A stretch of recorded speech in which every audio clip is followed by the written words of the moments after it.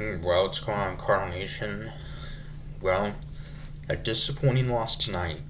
That's right, we suffered our first loss of the 2025 season, losing 5 to 4 in extra innings, 10 innings, uh, to the Los Angeles Angels in the first of three.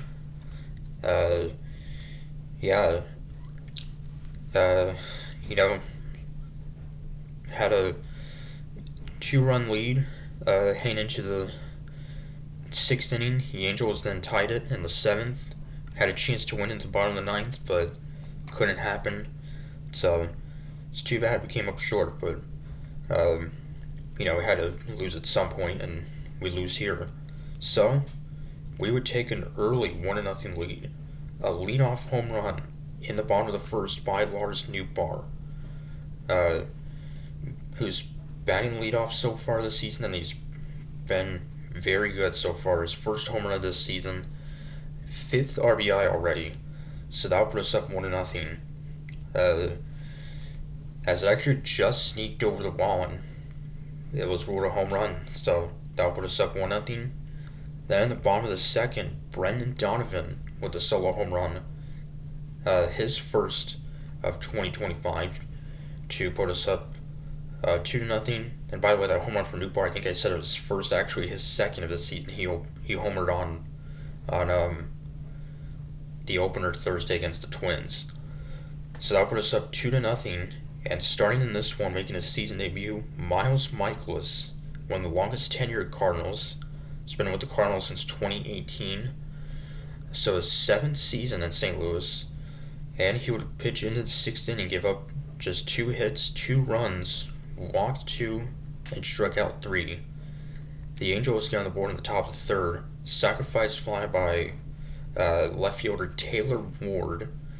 So that would make it 2-1. And then Nolan Arenado in the bottom of the fifth with an RBI single to put us up 3-1. Fortunately, he would be out trying to advance to second, but Nootbaar would score to put us up 3-1. Then in the top of the sixth, the Angels would make it a 1-run game. Sacrifice fly by the 3-time MVP Mike Trout. That was off of Chris Roycroft, and he would only face 2 batters, and then right-hander Ryan Fernandez pitching in the seventh would get the first 2 batters out, but then a walk and then an RBI game-tying triple by rookie center fielder Kyron Paris. Actually debuted 2 years ago, only 15 games then, and then 21 games last year, and homered over the weekend the Angels' opening series against the White Sox. So that would tie the game up 3-3 off of Fernandez. And then a 1-2-3 eighth inning from Phil Maton. She would strike out the side to keep it tied. Ryan Helsey would then keep it tied with the scoreless ninth inning, striking out 2. So, needing just a run to win it. Lars Nootbaar with the leadoff hit, and then Wilson Contreras with a sacrifice to advance Newt to second.